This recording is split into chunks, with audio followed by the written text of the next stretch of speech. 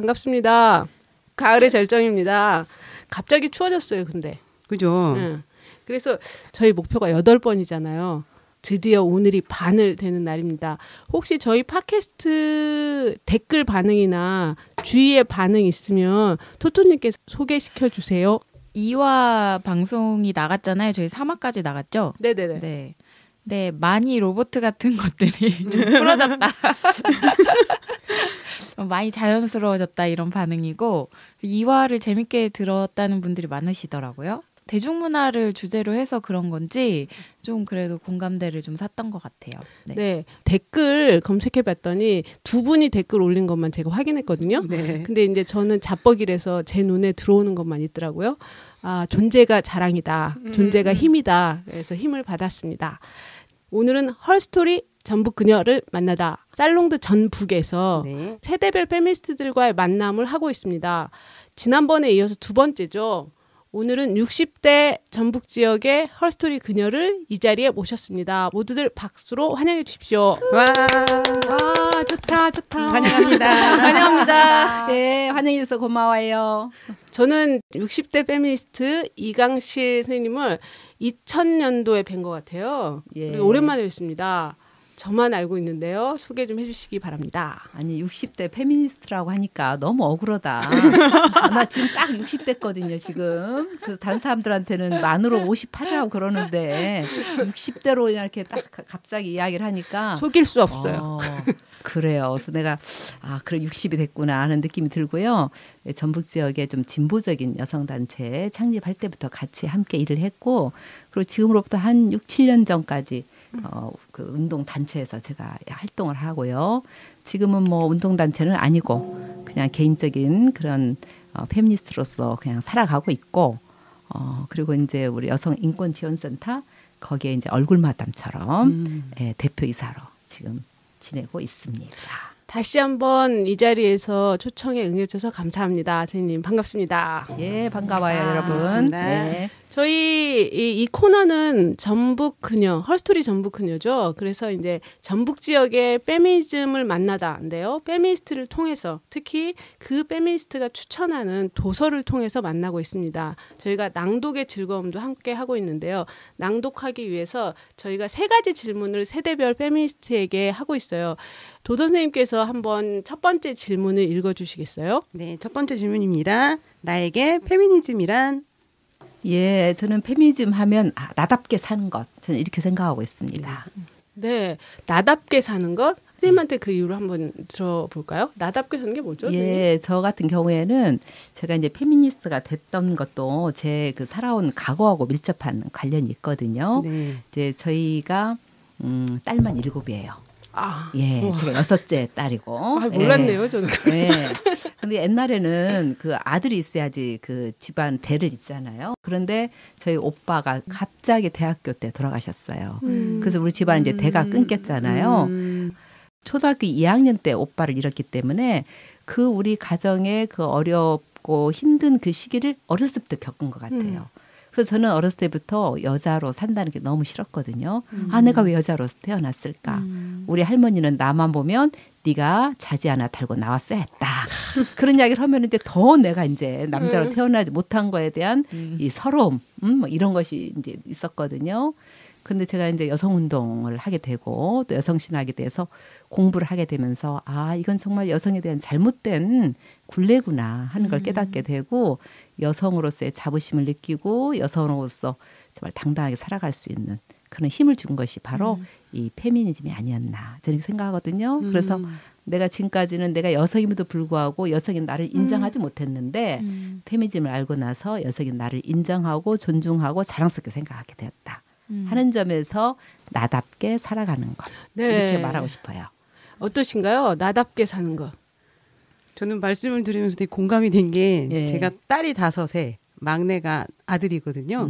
그리고 제가 5째 딸이라서 비슷하게 터팔았다라는 이야기를 되게 많이 들었어요. 어릴 때부터. 밑에 그러면 동생이 있었나 네, 보죠. 그러니까 어른들이 남동생. 그러니까 제가 5째고 6째가 아들이니까 그러니까 저의 존재는 아들을 낳는 5째 딸로 터팔은 존재라고 이제 어릴 때부터 그런 이야기를 동네 어른들한테 듣고 자랐거든요. 공감이 되게 많이 되면서 들었던 것 같고 그래서 듣다 보니 저도 참 페미니즘을 만나서 나답게 사는 것이 뭔지 좀 알아가는 것 같다라는 생각이 드는 것 같습니다. 네, 근데 저는 이강 선생님 이름을 듣고 그런 생각은 한 번도 안 해봤어요. 왜냐하면 저희 세대와 저희 윗세대, 예를 들어 저희 고모가 그런 경우인데요. 고모 이름이 할아버지가 굉장히 가부장적이었는데 고모가 1례, 2례, 3례예요. 너무하다. 그렇잖아요. 근데 이강 선생님은 전혀 그럴 거는 생각 못했거든요. 사실 굉장히 이름이 약간 되게 주체적이잖아요. 보통은 이제 그렇게 여자 자매가 많았을 경우에는 약간 좀 촌스럽다고 생각을 했었는데 언니분들 성함이 우리 강자가 이게 우리 돌림 예, 괜찮은데요? 예, 그래서 우리 딸 중에서 그 돌림을 가진 사람은 3명이에요. 그래서 제 이름에 대해서는 자부심을 갖고 있습니다. 네네. 예. 네, 덕분에 저희가 주변의 여성들에 대해 다시 한번 생각해 보게 됐네요. 자, 그럼 두 번째 이풀기 질문으로 들어가 볼까요? 네, 두 번째 질문은 페미니스트의 희노애락인데요. 페미니스트로 살면서 느끼는 것을 희노애락 중에 선택하셔서 말씀해 주시기 바랍니다. 예, 저는 먼저 애를 한번 이야기해 보고 싶어요. 제가 이제 어려서 그렇게 여성으로 살았던 것을 참 제가 힘들어하고 그런 삶을 살았던 것들이 있었기 때문에 제가 그것 때문에 사실은 이제 여기 여성 운동을 또 하게 되었고, 그리고 아직도 그런 굴레에서 벗어나지 못해서 살아간 이 현실을 바라볼 때 이제 그런 아픔이 있는 거겠죠. 그래서 그런 그 슬픔이 지금도 계속되고 있다는 것이 슬프다 하는 게 애고, 락이라고 하는 것은 저는 이제 여성 운동을 하면서 우리 멋진 여성들과 함께 같이 교제를 나누면서 인생을 같이 살아갈 수 있다는 거, 이게 참 즐거운 일 아니겠는가.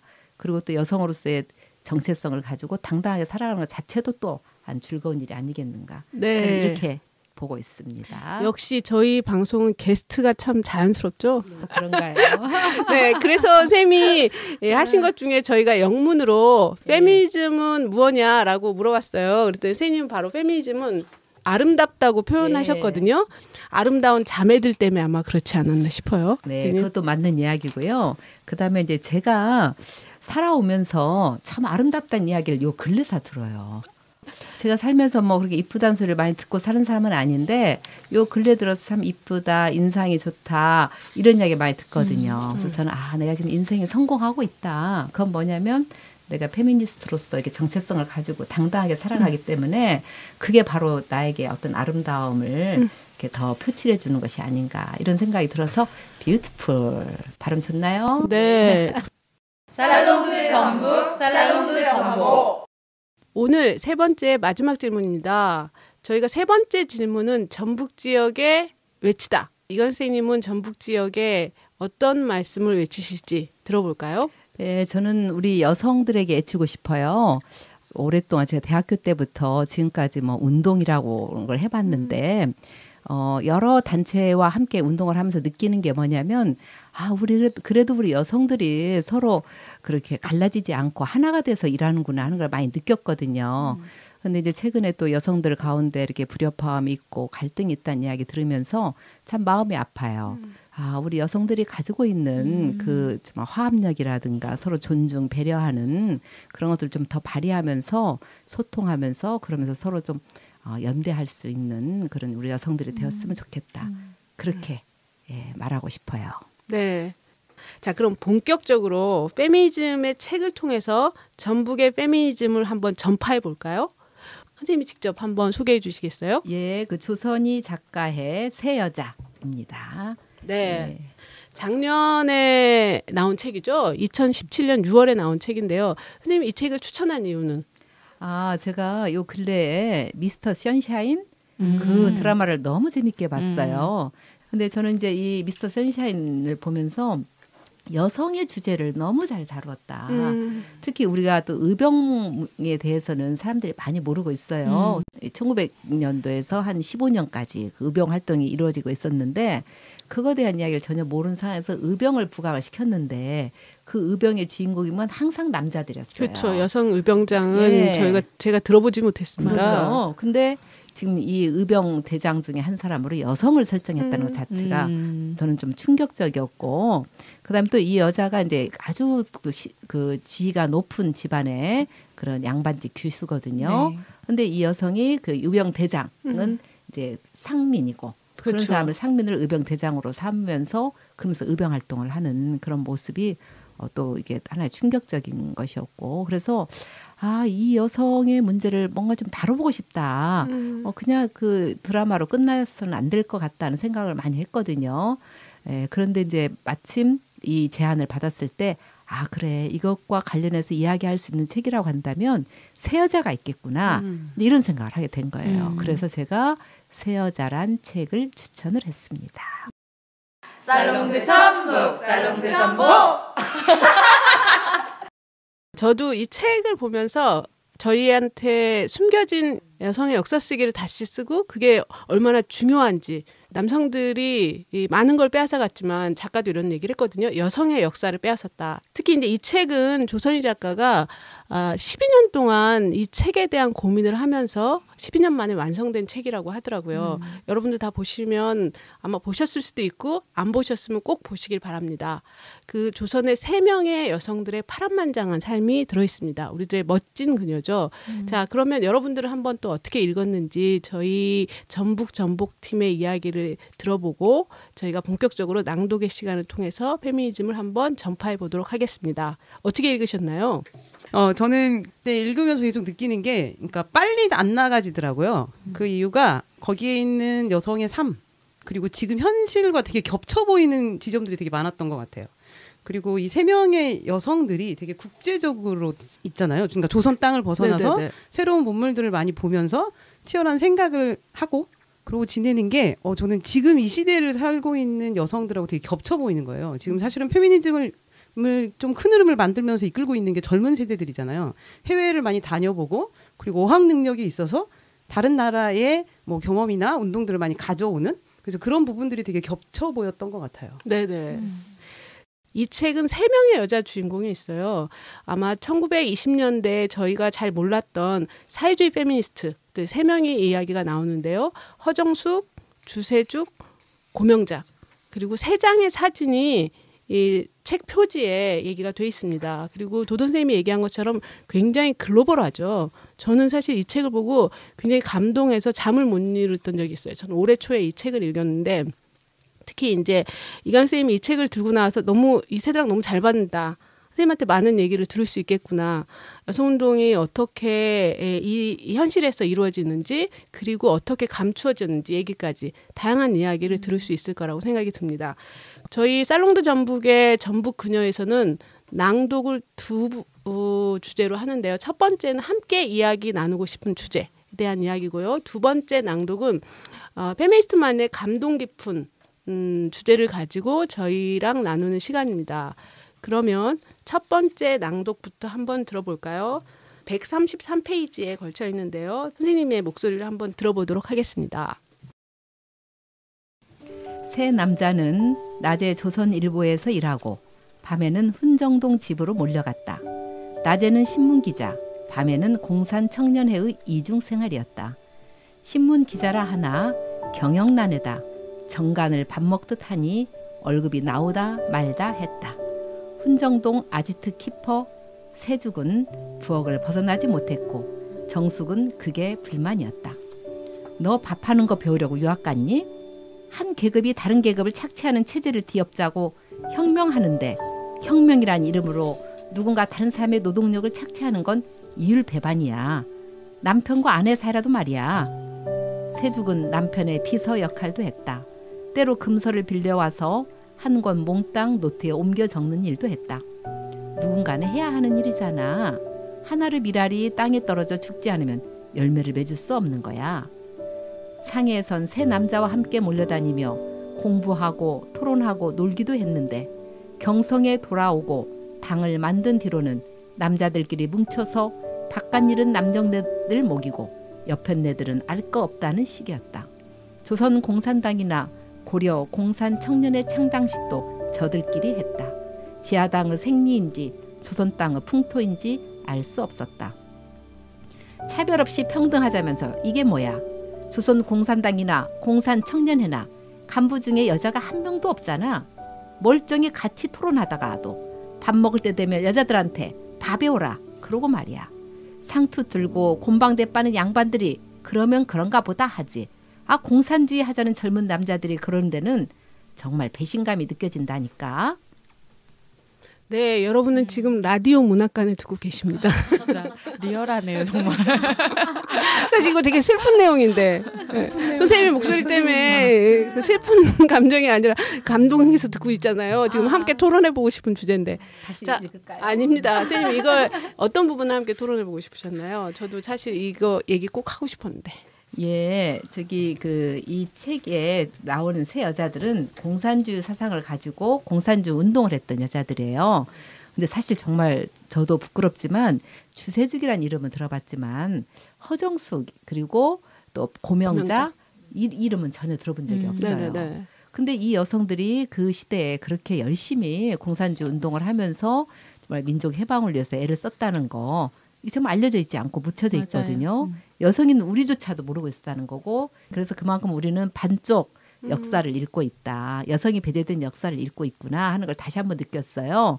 그런데 이제 이 여성들이 공산주의 운동을 하면서 이제 뭔가 하나의 공산주의 당원으로서 당당하게 활동을 해야 하는데 그럼에도 불구하고 한계를 노정하고 있는 모습이 나오거든요. 그래서 이 주세주라는 여자는 박헌영 씨의 그런 부인이거든요. 근데 박헌영이는 열심히 공산주의 조선 공산당의 의장으로서 예, 그렇게 이름을 날리고 있고 많은 활동을 했는데 정작 주세죽은 그 밑에서 비서 역할을 하고 밥 해주고 하는 뒷바라지만 했다는 거죠.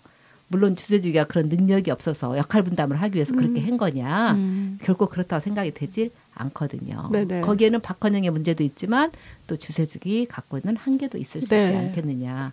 이제 그것을 이제 허정숙이가 지금 지적하고 있는 겁니다. 그래서 지금 그 여성 운동 이 시대 여성 운동은 민족 해방의 문제, 민족 문제하고 그다음에 이 계급의 문제, 그다음에 여성의 문제 이 세 가지 문제가 중첩된 그런 시대적 상황 속에서 이 세 가지 문제를 해결하기 위해 하는 여성 운동이거든요.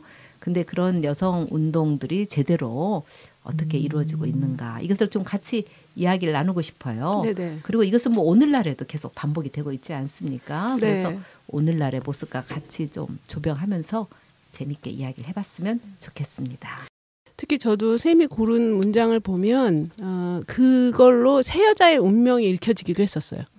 허정숙은 어떻게 보면 투사나 혁명가죠. 그런데 그게 어떻게 가능했을까? 그런 생각이 들고요. 주세죽이 왜 아지트 키퍼잖아요. 그렇게 해서 그런 혁명가의 부인으로서의 어떤 한계에 봉착했을까?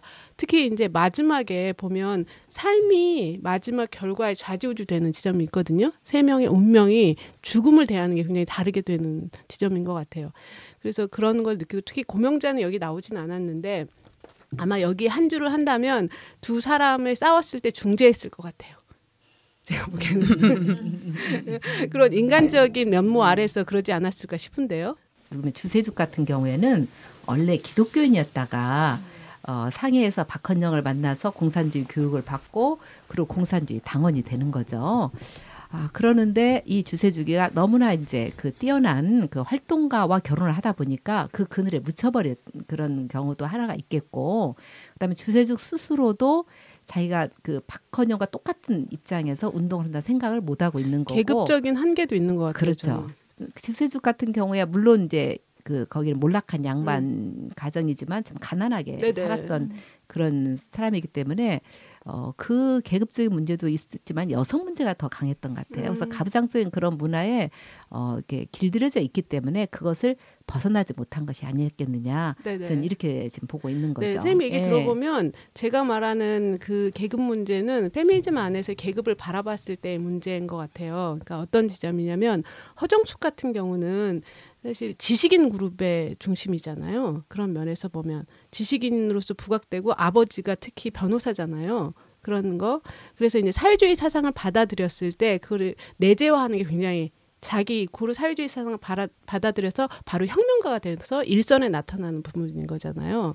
근데 주세죽은 그런 면에서 선생님이 얘기하신 것처럼 주세죽이 가지고 있는 계급적인 한계가 저는 있다고 생각해요. 그래서 몰락한 양반이든 그리고 이제 박헌영하고 결혼을 하고 누구의 보조자로서 만족하는 삶이었던 거죠. 그런 면에서 이제 거기에 이제 두 안에서 중간적인 걸 바라보는 게 저는 고명자의 삶이라고 보거든요. 혁명가도 되지 못하고 어쩔 때는 또 그렇다고 누군가의 보조자로서도 자기 삶을 완성하지 못하고 그래서 세 명의 삶이 이 장에서 마지막에 어떻게 펼쳐질까를 저는 예측할 수 있었던 것 같아요. 그런 의미에서 보면. 그 이제 허정숙 같은 경우에는요. 저는 이제 주세죽과 허정숙이 이런 그 차이점을 보이는 것 중에 가장 큰 차이가 자라온 가정 환경이라고 저는 보고 있거든요. 왜냐하면 이제 주세죽은 철저한 가부장적인 가정에서 자랐을 것이고 허정숙 같은 경우에는 허원의 딸이잖아요. 이 사람은 아주 독립운동을 열심히 했고 나중에 북에 가서 또 그 활동을 했던 그런 사람인데 아주 가정 환경이 자유스럽고 그다음에 어떤 사회주의 의식을 어려서부터 교육을 받아왔고 그다음에 여성에 대해서 어떤 가부장적인 의식에서 벗어날 수 있도록 그 아버지가 옆에서 도와줬기 때문에 어려서부터 자유스럽게 자란 그 환경이 있어서 그런 여성 문제를 좀 극복하는 데 좀 더 도움이 되지 않았나 이런 생각이 들어요. 네, 예. 세 명의 여성을 세 명끼리 비교해서 그렇지 사실은 따로따로 독자적으로 두게 되면 20년대 신여성에서 다 뛰어난 여성들이거든요, 선생님. 그렇죠? 다 뛰어난 여성들이죠. 대단하죠. 예. 자, 여러분들이 아는 신여성들과 한번 비교를 해보시면 어떨까 싶어요.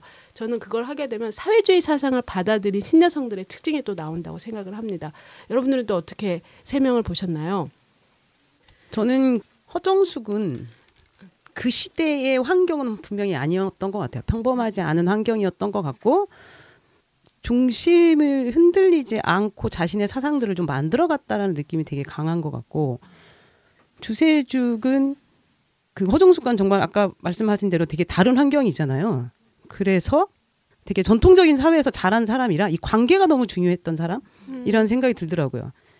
그래서 자신의 사상과는 별개로 자기가 결혼했던 남성과 남성의 활동 그리고 거기에서 자신이 해줄 수 있는 역할 그리고 요구되는 역할은 되게 그 아까 말씀드린 하우스키퍼밖에 안 됐지만 근데 거기에서 관계를 되게 생각하는 여성의 그 시대의 여성들을 좀 바라볼 수 있었던 것 같고 새로운 걸 배울 수 있는 입장이면서 전통적인 가치관에서 자란 고명자라는 캐릭터가 저는 이제까지 많이 그려졌던 그러니까 여성으로 그려지진 않았지만 역사물에서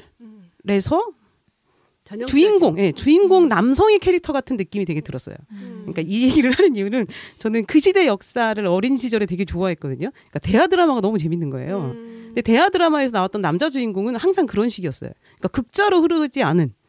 그러니까 그런 것 같아요. 대하 드라마에서 다루려면 공중파에서 다뤄야 되는데 좌를 얘기할 수 없잖아요. 그렇다고 해서 거기에서 이기적이었던 39구를 얘기할 수는 없잖아요. 근데 정권의 상황상 그 사람의 사상을 또 많이 담을 수는 없잖아요. 그래서 항상 그렇게 나약한 지식인. 맞아요. 그러니까 그런 측면에 흘렀던 사람들의 입장과 가장 맞아 떨어지는 인물이었던 것 같아요. 네네. 그래서 그러니까 평범한 고명자의 삶이. 네, 그럴 수 있지 않을까라는 생각이 들더라고요. 네. 근데 저는 이제 책을 읽었을 때 이게 시대적으로 1910년, 20년, 50년대까지 그려지잖아요. 그런데 주세죽과 같은 여성이 저 학교 다닐 때도 있었어요. 그래서 저희가 학생회 운동을 하게 되면 그렇게 허정숙처럼 이렇게 전면에 나서면서 주체적으로 자기 삶의 여성운동을 전면에 내세우는 경우가 있었는데 그렇지 못한 선배 그룹이 있었을 때 제가 그때 막 의견이 다른 거에 저항하고 그랬던 것 같아요. 너는 왜 이렇게 페미니스트적이지 않냐 그렇게 했거든요. 특히 이제 이 책에 보면 민족주의 담론하고 사회주의 담론하고 여성운동적 담론이 나오잖아요. 그러니까 이 세 가지를 어떻게 받아들이느냐에 대한 이야기가 허정숙의 삶을 통해서는 잘 드러난다고 생각해요. 아마 그런데도 불구하고 허정숙이 사회주의 사상을 받아들이기 때문에 아마 더 전면에 그 시대에 나올 수 있지 않았나 싶어요. 근데 저랑 좀 비교되는 거는 이제 허정숙과 저는 나혜석의 삶의 비교였어요. 신여성의 사회주의 사상을 받아들이면 훨씬 더 제가 보기엔 자유로웠을 거란 생각이 들거든요. 나혜석도 구미대륙이나 이런 경우에 남편하고 그렇게 해서 자기의 화가적인 삶을 하기 위해서 유학을 가고 그런 것과 이렇게 투쟁가로서 성장하는 삶이 굉장히 다르다고 생각해요. 그러니까 그런 지점에서 좀 비교되는 거예요. 둘 다 시대를 앞서갔지만 사회주의 사상의 삶이 개인의 삶을 어떻게 또 자유롭게 하는가. 그런 걸 좀 비교해 볼 수 있었습니다. 저는. 그러니까 저도 책 읽으면서 생각했던 게 그 우리가 얼마 전에 나혜석에 대해서 공부했잖아요. 네네. 근데 나혜석의 남성들 관계에 대해서 계속 얘기해 주는 사람이 있었고 그 남편에게 그래서 나혜석이 그런 문제로 되게 공격을 받고 사회적으로 매장당하기까지 했잖아요. 네네. 그런데 여기에서 나오는 허정숙은 분명히 그런 모습이 똑같이 나와요. 책에서 나오는데 근데 그것들을 헤쳐나갈 수 있는 기반이 있었던 것 같다는 생각이 들더라고요. 그러니까 그게 사회주의 사상의 무기였다는 거죠. 네, 그러니까 그런 그룹들과 사상들이 있었기 때문에 그걸로 허정숙을 무너뜨리지 못했다라는 생각들이 들더라고요. 그래서 저는 이 책을 보면 또 상상을 하게 되는 게 있어요. 그게 만약에 계속 이어져 왔다면 얼마나 좋았을까. 뭐 뒤편에 뭐 여기 뭐 공산주의 운동 사상이나 그리고 한국 안에서 어떻게 전개되는지가 굉장히 입체적으로 그려져 있어서 전 좋았는데 한편으로는 무한한 상상의 날개를 하게 되더라고. 만약에 그렇게 계속 살아 있었으면 그런 게 죽지 않고 연대했으면 이 사회가 얼마나 달라졌을까. 잠시 위험한 생각도 했습니다. 이게 우리나라가 이제 분단이 되면서 네네네. 예, 이제 그것 때문에 사실 이분들의 역사들이 묻혀왔고 그렇죠. 뭐 이분뿐만 아니라 사실 공산주의 그런 그 민족 해방 운동이라든가 이런 것들을 우리 전혀 지금 배운 적이 없잖아요. 네, 맞아요. 그래서 우리가 이제 반절 역사를 지금 배우고 있는 건데 저는 이제 허정숙이 그래도 참 자유로운 여성으로서 자기 삶을 선택한 여성이다라고 이야기를 하는데 이제 그것은 아까도 제가 말했지만 가정적인 그런 지원도 많았고 특히 저는 이제 이 책을 읽으면서 어떤 부분이 참 마음에 와 닿았냐면 그 주세주기가 나중에 그 유영 생활을 떠나잖아요. 네, 아무것도 없이 네네. 그 추운 겨울날 그 아들을 등에 업고 그리고 이제 끌고 그리고 유영 생활을 가거든요. 근데 가는데 너무 춥고 배고프고 막 하기 때문에 짐이 너무 무거우니까 딱 책을 이제 버리기 시작하는 짐을 버려. 처음에는 이제 옷을 버리고 그 다음에는 부활이란 책하고 공산당 선언이란 두 권 책을 갖고 있는데 그 책들을 버리는 거예요. 그러면서 막 끝까지 어떻게든 막 살아남으려는 그 모습을 저는 보면서 이 주세죽이란 여자는 너무 가난하게 살았고 또 혁명가로서도 정말 가난하게 살았어요. 그리고 그래서 그때 그 허정숙이가 자기가 이제 미국으로 유학을 떠난다고 하면서 주세죽을 만나러 갔을 때 그때 박헌영은 감옥에 가 있었고 주세죽은 정말 어렵게 그 겨울인데도 냉방에서 살 수밖에 없는 그런 상황에서 이 허정숙이 미국에 간다는 이야기를 들었을 때 주세죽이가 거기에 대해서 이제 이렇게 마음이 편치 네. 않는 대화를 하는 장면이 네. 나오잖아요. 너는 참 편리하다. 네 마음대로 뭐 마음에 안 맞으면 남편하고도 헤어지고 뭐 어디든지 훌쩍 떠나고 뭐 이러면서 뭐 미국에 가는 것은 네 칠수를 위해서 가는 거 아니야? 막 이러면서 이제 네네. 약간 그 배알이 꼴린 이야기를 이제 하는 대목이 나오는데 전 주세죽이 그렇게 어렵게 살았다. 근데 그 생존을 위해서 마지막에 공산당 선언도 버리고 부활이라고 하면은 이 여자가 이제 그 기독교인이었기 때문에 공산주의자가 되었어도 마지막 그 자기가 놓지 않는 그런 신앙이 있었거든요. 그것까지도 버리면서 결국 남는 건 생존의 문제였거든요. 저는 그 대목이 참 가슴에 와 닿았어요. 그래서 허정숙이는 배를 골아본 적도 없고 그렇게 경제적인 어려움을 당해본 적도 없는 그런 허정숙이 갖고 있는 또 한계가 저는 있을 수 있다 보고 주세죽이 비록 그렇게 여성으로서 이렇게 당당하게 그 주체적인 활동가로는 못했지만은 그러나 그 어떤 그 최선을 다하는 거죠. 자기의 상황 속에서 정말 자기가 할 수 있는 만큼은 최선을 다했다는 것이 느껴지고 그다음에 저는 이제 그 허정숙이 가지고 있는 이제 그 마지막 그 북에 올라가서 북에 이제 김일성의 그 측근이 되어서 뭐 승승장구 하면서 이제 나아가는 모습이 나오잖아요. 근데 거기에서 결정적인 순간에 나 김일성 그 지금 노선에 그 찬동하고 싶지 않을 때도 다시 또 찬동하고 가고 하면서 그 정권에서 살아남는 거거든요. 그때 그 여성이 결정하도록 결정적으로 만든 부분이 가족이에요. 그 자녀들. 그 자녀들 때문에 자기가 어쩔 수 없이 다시 그냥 거기에 타협하고 나아가는 그런 모습을 보면서 이 가족의 문제를 또 어떻게 바라봐야 할 것인가. 이것도 좀 우리가 또 생각해 볼 수 있는 그런 주제라고 생각이 되고요. 그다음에 또 이제 한 가지는 저는 이제 뭐 여러분하고 세대차가 있어서 어떻게 느끼는가 이제 좀 이야기를 듣고 싶은 부분이 뭐냐면 이제 허정수의 남편 임원근인가요? 네. 그 감옥에 있을 때 이혼장을 들고 가가지고 이혼해달라. 당신에게 대해서는 더 이상 이제 애정이 식어서 더 이상 형식적인 결혼생활 유지하고 싶지 않다. 이러면서 이혼장을 들이밀었거든요. 그러니까 그것에 대해서 주세주의가 또 비꼬죠. 너 감옥살이 해본 적 있느냐. 정말 그 추운 겨울날 그렇게 네 남편 처절하게 감옥살인데 너 어쩜 그럴 수가 있느냐. 이제 그런 식으로 비꼬는 거예요. 근데 저도 거기에 대해서는 진짜 뭐라고 해야 할까. 뭐 사랑의 감정도 중요하지만 그런 감옥 생활 한 사람한테 이혼장을 내미는 거. 저는 지금도 그 부분에 대해서는 개인적으로 좀 용납이 잘 안 되는 부분이에요. 네. 그리고 이게 그 화정숙은 그것보다도 더 중요한 게 개인의 사랑의 감정을 더 중요하게 여겼잖아요. 사랑의 감정보다는 저는 삶이라고 생각하는데요. 아, 그걸 삶이라고 부는구나. 네네. 아, 제가 그 다음 질문이 선생님하고 좀 연결돼 있는 지점이에요. 한번 이야기해 보세요. 예를 들어서 이런 거거든요. 여기 3명의 여성이 나와서 선생님이 생각하는 것처럼 페미니스트로서의 자기의 삶을 어쨌든 일구잖아요. 운동을 하면서 그 안에서 선생님도 오랜 세월 활동해 오셨고 그런 면에서 보면 이렇게 결합되는 지점이 있을 것 같아요. 예를 들어서 진보 운동 안에서의 페미니즘. 선생님의 젊은 시절을 생각해 보시면 알 것 같아요. 그리고 이제 선생님이 시간이 지나서 여성 운동 안에서의 조직 활동을 오래 하셨잖아요. 그때랑 또 여성 운동 안에서도 보면 여성단체 연합이나 이런 활동이나 또 이제 기층 여성들을 중심으로 해서 여성연대 활동 이렇게 하셨을 때의 그런 차이들. 그리고 이제 지금은 조직에 몸담고 있지 않으시잖아요. 그런 거. 그래서 페미니스트로서의 정체화되는 과정이 다를 거라고 저는 생각을 하거든요.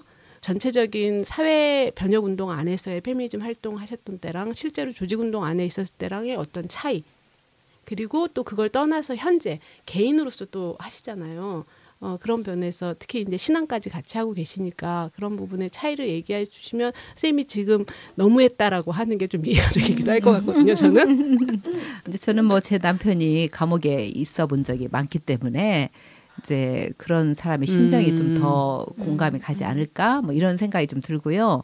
이제 저희가 처음 운동을 시작할 때가 1988년도인가요? 우리 전부 민주 여성의 이름 그대로 민주가 더 중심이 되었던 시절이 아닐까. 그때가 이제 독재 정권 시절이기 때문에 여성의 고유한 그런 주제보다도 어떤 그 민주화라든가 통일 이런 데 더 중점을 두고 했던 운동이었지 않았나 그런 생각이 들고요.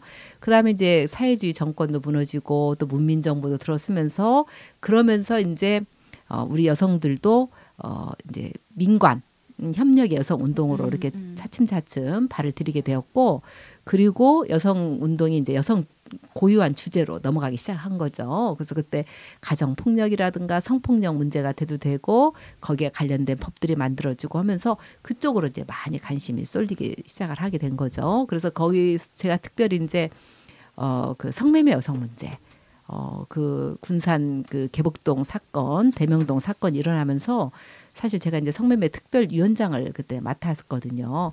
근데 성매매 여성에 대해서는 저도 막연하게 그냥 알고 있었던 대목이었는데 그 현장에 가서 보고 제가 깜짝 놀랐어요. 그래서 이건 정말 노예와 같은 성노예와 같은 그런 삶을 살고 있는 여성들이 같은 하늘 아래서 숨쉬고 살아오고 있었는데 우리는 까마득이 모르고 있었다는 거죠. 그래서 이제 그 여성들을 보면서 이제 성매매 여성들의 인권 문제 제가 이제 또 관심을 갖고 또 집중적으로 활동했던 그런 시기가 있습니다. 그런데 저는 이제 그런 여성 고유한 운동을 했음에도 불구하고 항상 놓치지 않는 부분이 저는 우리 민족 문제와 통일 문제를 놓치질 않았어요. 그래서 제가 처음 출발도 이런 통일과 관련된 출발을 같이 했기 때문에 그 주제를 놓치지 않고 계속 활동을 했기 때문에 제가 여성 단체에서 이제 어떤 그 공식적인 그런 직위를 놓은 뒤로는 제가 이제 좀 진보 운동 쪽으로 또 활동을 했었거든요. 그래서 우리 그 여성 단체 연합이 여성 고유의 문제로 흐르다 보니까 통일 문제든 민주화 문제든 이런 문제에 좀 그 관심이 떨어지고 집중력이 떨어진 것에 대해서 이제 좀 비판의 소리가 좀 있기 시작을 한 거죠. 물론 같이 하지 않은 건 아닙니다. 함께 했습니다. 그러나 더 많은 힘을 쏟지 못한 것에 대한 비판이 있었고 그래서 여기에 대해서 우리는 좀 통일 문제 그다음에 이제 여성단체 연합이 여성 고유한 문제를 다루다 보니까 계급적으로는 그 어떤 그 노동자라든가 농민 이런 쪽의 입장을 또 대변하기가 쉽지 않았어요. 그래서 이제 그런 입장을 또 강조하는 그런 여성단체들이 나오기 시작을 했습니다. 그래서 제가 또 거기 여성단체에 또 몸담아서 그 또 활동을 전 했거든요. 그러고 나 제가 이제 여성단체로부터 물러나서 지금 살은 지가 거의 7년입니다. 제가 여성인권지원센터 뭐 대표 이사를 맡고 있지만 그것은 그냥 제가 이제 그 성매매 여성 운동을 위해서 일했던 사람으로서 그냥 있는 자리이고 공식적으로는 제가 활동을 하고 있지는 않거든요. 그런 상황에서 저는 이제 여성을 주제로만 살고 있지는 않아요. 다만 우리의 삶 자체가 모든 그런 어떤 남녀의 평등을 넘어서서 정말 우리가 추구하고 있는 모든 사람 한 사람이 다 그 가지고 있는 개성들이 존중되고 정말 그 개성들이 보장이 될 수 있는 그래서 그 존재 자체를 정말 우리가 인정하면서 그러면서 서로 소통하면서 나아갈 수 있는 그런 사회가 무엇일까 그런 것에 대해 이제 관심을 가지고 지금은 살아가고 있는 상황이거든요. 예, 그래서 지금 이제 진행이 되고 있는 여성 그 페미니즘 운동 같은 경우에는 제가 이제 직접적으로 몸담아본 경험은 없습니다. 그러나 지금 포스트 모더니즘 이후에 여성이라는 테두리 속에 갇혀지지 않고 여성 가까이 갖고 있는 다 자기 문제들이 있고 여성은 또 여성으로서 어떤 테두리에 묻히지 않는 개별적인 그런 존재로서의 그런 그 주제들을 가지고 다양한 목소리를 낸다는 것은 정말 중요하다. 저는 그렇게 생각을 하고 있습니다. 그러나 우리가 이제 또 거대 담론적인 그런 부분도 놓치지 말았으면 좋겠다. 그래서 이 두 가지를 같이 가지고 가면 어떨까 이런 생각을 가지고 있습니다.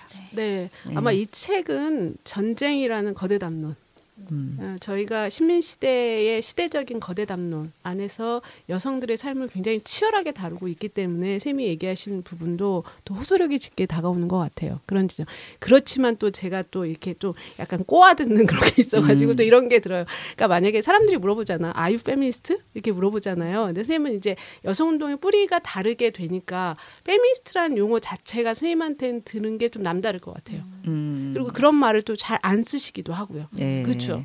이게 페미니스트가 여성주의자 우리가 해석하면 딱 그 말이잖아요. 네네네. 그러면 여성의 어떤 인권을 위해서 평등을 위해서 뭐 이러는 사람들은 다 뭐 페미니스트라고 말할 수 있지만 우리 시대는 페미니스트라는 용어를 쓴 적이 없어요. 거의 그렇죠. 그냥 여성 활동가 이런 표현을 썼고 아마 페미니스트라는 용어가 더 많이 회자되는 것은 그 포스트 모더니즘의 영향을 받고 활동하는 여성들을 규정하면서 사실 뭐 이건 맞는 규정은 아니지만 보통 그런 식으로 사람들이 인식이 되면서 그때부터 그 용어가 사람들 입에 계속 오르내리고 있지 않았나. 그래서 저는 그 시대에 그렇게 여성 운동을 이렇게 열심히 했던 그런 세대가 아니기 때문에 저한테 페미니스트냐고 물어본 사람 없었어요. 제가 처음인가요? 네. 아마 그러지 않았나 싶은 생각이 들어요. 페미니스트세요? 저는 이제 어떻게 페미니스트를 바라보냐에 따라 다르지만 페미니스트는 페미니스트죠. 그렇죠. 나답게 살고 당연하죠. 있으니. 네, 당연합니다. 네. 네, 제가 이거는 얼마나 우리가 세대별로 스펙트럼이 다양하냐. 그리고 저는 사실은 제가 이 책을 읽으면서 좋았던 건 시대적인 과제를 제 나름대로 다시 한번 생각해 보게 됐다는 거예요. 제가 하는 게 뭘까? 어떤 연결이 있을까? 그런 생각을 했거든요. 그래서 제가 만난 60대 페미니스트가 어떤 세대였나 이런 상상해 보게 되고요. 특히 이 책의 20년대 여성을 상상해 보게 됐다는 거죠. 그래서 오늘날까지 이어져 오는 거가 그려졌다는 거. 그래서 아마 첫 번째 주제도 선생님이 3명의 여성의 삶의 아픔을 저는 얘기하기도 하고 또 한편으로는 다양한 상상력을 줄 수 있는 문구를 골라주신 것 같아요. 그런 의미에서 현실과 과거를 연결하는 거. 예. 네. 자, 그럼 저한테 맞는 책을 고른 것 같죠. 네, 아마 지금 세대로서는 이런 문제가 이렇게 심각한 그런 주제가 되지는 못하지만 저는 이제 이런 세대를 거쳐왔기 때문에 아마 이 주제가 저한테는 좀 남다르게 다가오지 않았나 이런 생각이 드네요. 네, 그러면 두 번째 낭독으로 들어가 볼까요? 두 번째 낭독은 쌤이 저한테 그런 얘기를 하셨어요. 토론할 것도 그렇고 감동 깊은 책도 선생님은 이미 다 알고 계신 거라서 특별하게 없다. 감동할 게. 근데 그렇지만 이 부분은 함께 좀 얘기해보고 싶다. 그래서 골라주셨거든요. 제 2권에 나와 있는 겁니다. 그래서 2권에 선생님이 한번 읽어주시겠어요? 예, 이 부분은 우리 그 에필로그로 저자가 쓴 거거든요. 예, 근데 아무튼 이 세 여성의 삶을 이렇게 압축적으로 잘 표현하고 있지 않나 싶어서 제가 한번 골라봤습니다. 읽겠습니다. 이런 사람들이 20세기 초반 이곳에 살았다. 혁명이 직업이고 역사가 직장이었던 사람들. 1910년 세 여자는 글자를 깨치기 시작한 어여쁜 소녀들이었지만 어느 결에 공중 납치된 나라의 국민이 되어 있었다. 누군가 우리 집 마당을 쏙밭으로 만들어버리고 구둣발로 내 침실을 휘젓고 다닌다면 일상은 이미 깨지고 생활은 투쟁이 될 수밖에 없다. 그래서 세 여자와 남자들은 삶을 역사에 올인했다. 한겨울 영하 20도의 허술한 차림으로 서울서 블라디보스토크까지 걸어서 갔다. 재산을 챙기기는커녕 있는 재산도 버렸고 애인과 가족도 버렸고 더 버릴 것이 없을 때는 목숨을 버렸다. 그들은 한 나라가 다른 나라를 착취하면 안 된다고 믿었다. 그리고 한 계급이 다른 계급을 착취하면 안 된다고 믿었다. 농부는 자기 땅을 가져야 한다고 생각했다. 누구나 아프면 돈이 있건 없건 치료를 받아야 한다고 생각했다. 그들은 사람이 평등해야 존엄할 수 있다고 믿었다. 그래서 마르크스주의자가 되었다. 이들은 공산주의라는 이데올로기의 흥망성쇠를 자신의 생애로 겪어냈고 과학이라 믿었던 역사 법칙의 오작동에 목숨을 잃기도 했다. 그들은 온전히 시대의 자식들이었다. 폭격맞은 나라에서 파편처럼 주변으로 튕겨나간 사람들. 그것은 절박하고도 다급한 디아스포라였으며 슬프고도 고난에 찬 글로벌 라이프였다. 그들 대부분은 무덤조차 남기지 못했다. 그들 불의의 삶 전체가 하나의 실수로 취급되었고 뒷날의 사람들은 그 얼룩을 지우고 싶어 했다. 네. 어떠셨나요? 선생님이 이 부분을 고르셨는데 다른 분들 얘기를 먼저 들어보고 선생님 얘기를 한번 이어가도록 하겠습니다. 저는 80년대생인데요. 이 시기에 대해서 잘 몰랐어요. 저도 학교도 공교육 때 사실 배우지 않았고 저희 근현대사 역사책 보면은 뒷페이지에 10페이지도 안 되게 항상 나와 있어서 배우지 못하다가 소설 태백산맥을 보고 되게 막 피부로 와닿게 느꼈던 신입생들 필독 도서. 저 다닐 때. 아 그랬어요? 네네. 저는 신입생 때 읽진 않았는데 어쨌든 아무튼 그때 그 소설을 읽고 되게 이때 되게 격동의 시대가 있었고 내가 살고 있는 이게 나만의 자본주의 사회라는 게 원래부터 있었던 게 아니라 이런 역사적 배경을 가지고 만들어졌구나 하고 되게 놀랐던 경험이 있어요.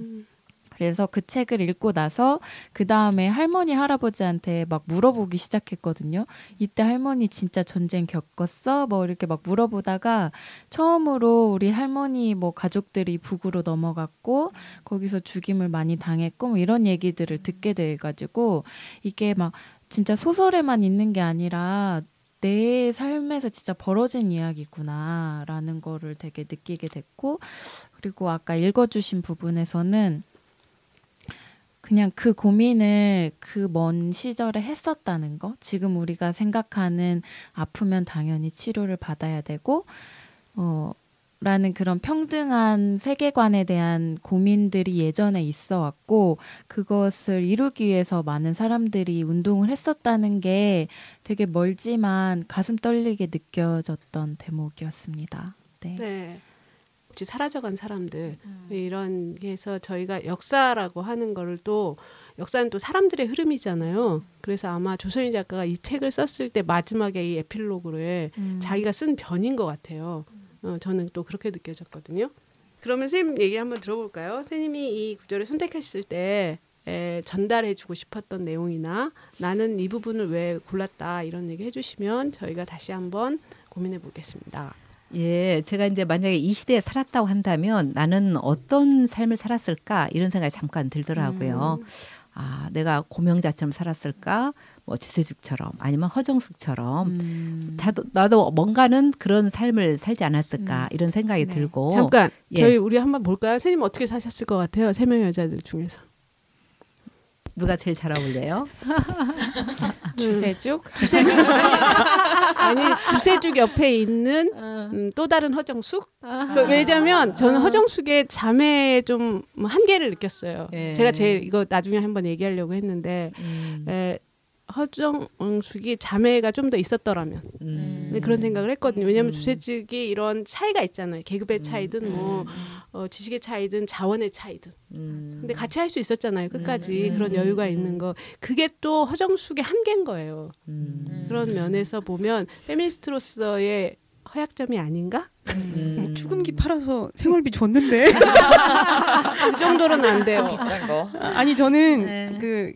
갑자기 축음기 그래서 선생님 얘기 저는 그래서 또 다른 허정숙과 같은 것일 것이다. 저는 그렇고 그렇게 생각해요. 또 다른 분은 또 다른 이야기해 분은 보세요.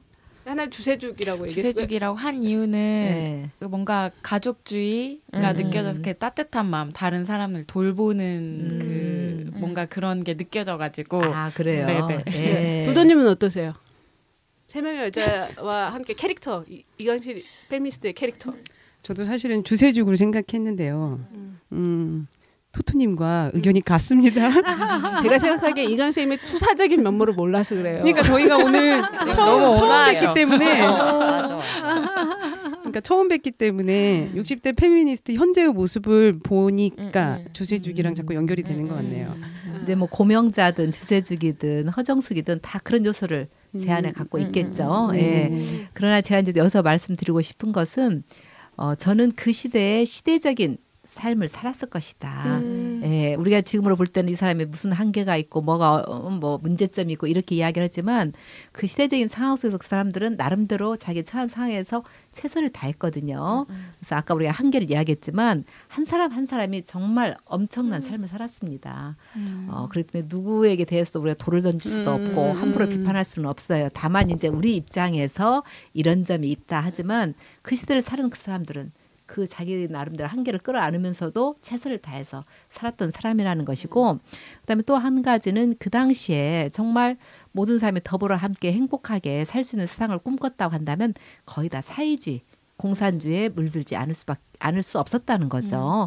왜냐하면 모든 사람이 평등하게 살아가자. 같이 벌고 같이 배분하고 살아가자. 이것처럼 좋은 모토가 어디 있었겠습니까? 그래서 뭔가 우리가 해방이 된 이후에 새로운 세상을 꿈꿀 때 아마 이것을 모델로 제시하는 사회주의와 공산주의자들이 많지 않았을까. 그래서 지식인주의 거의 뭐 60~70%가 다 이런 사상을 가지고 있었다고 우리가 말할 수 있잖아요.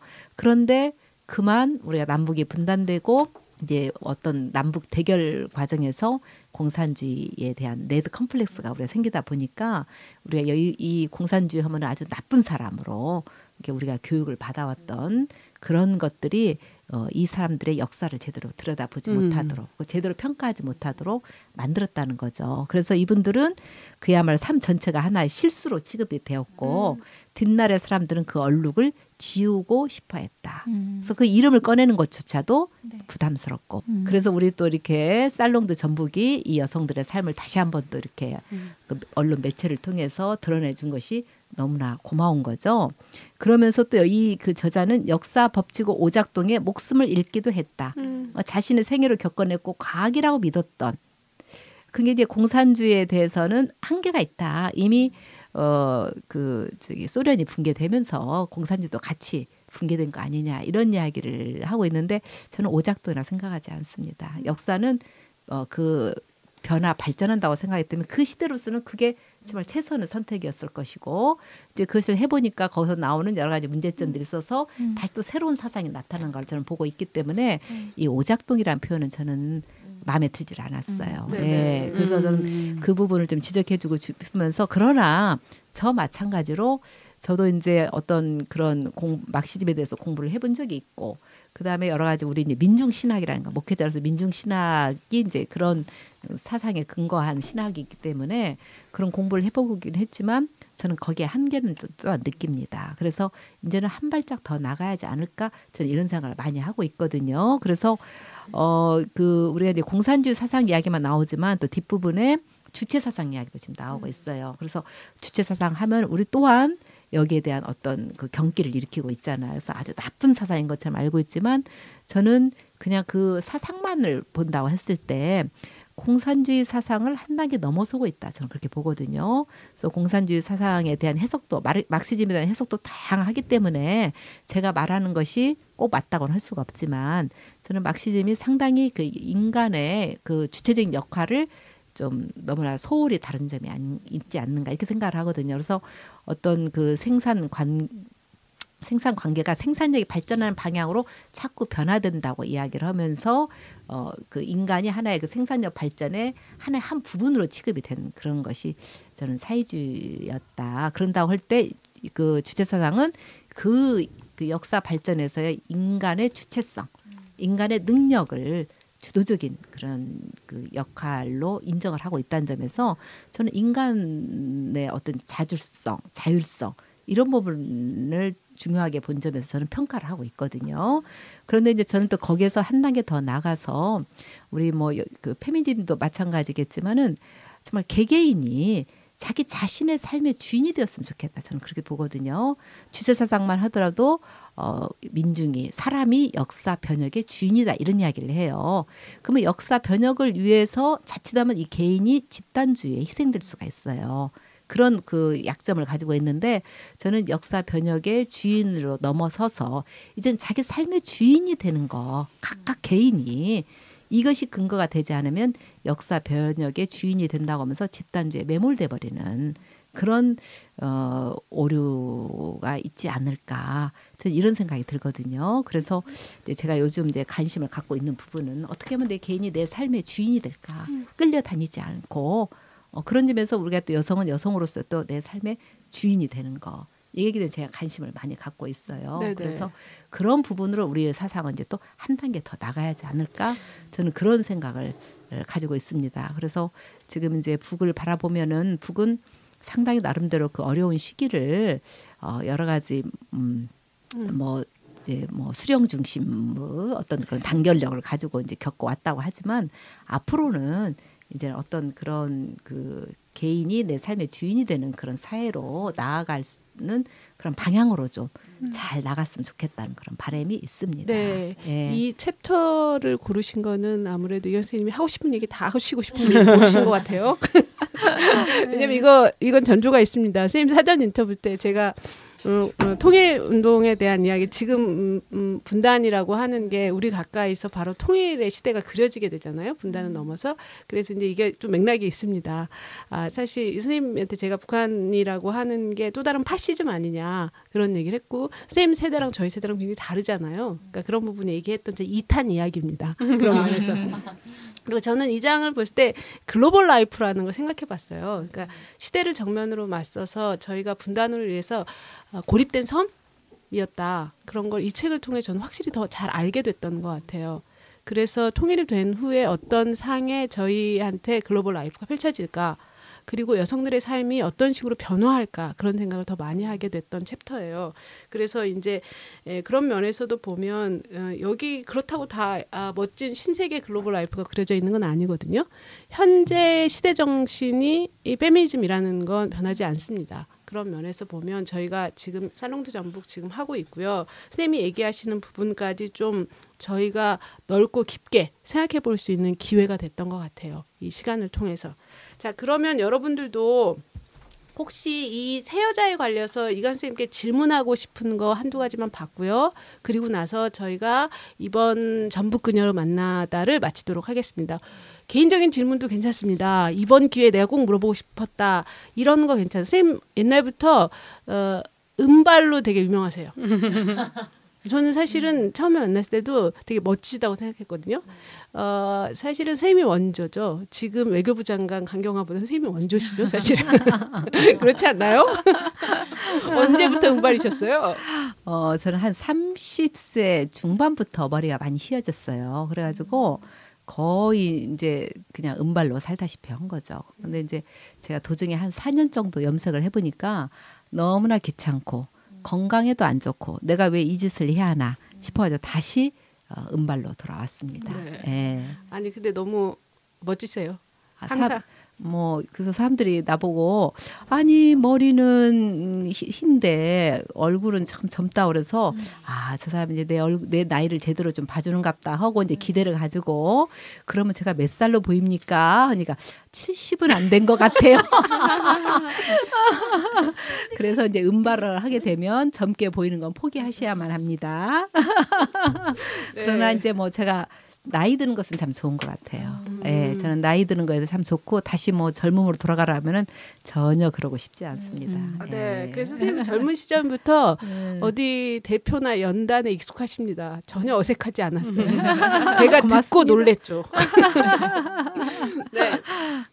저는 기혼이시잖아요. 예. 그래서 결혼 생활을 하시면서 페미니스트로 살아가시는 게 어떠셨는지 그게 좀 궁금했어요. 네, 저는 이제 그 나이가 많은 남자와 결혼을 했어요. 9살 네. 많은 남자. 근데 왜냐하면은 그때는 뭔가 제가 이제 그 페미니즘에 대한 공부를 하지 않은 상태에서 저는 남자 하면 나보다 좀 더 힘있고 더 나를 잘 보호해 줄 것 같고 모든 것을 좀 나를 이렇게 잘 감싸 안을 수 있는 그런 남자를 찾다 보니까 또래 남자들은 전혀 이성적인 느낌이 없었어요. 예. 그래서 뭔가 이제 겉으로 볼 때 정말 강하고 신념이 투철한 그런 남자를 만나서 제가 결혼을 했거든요. 네.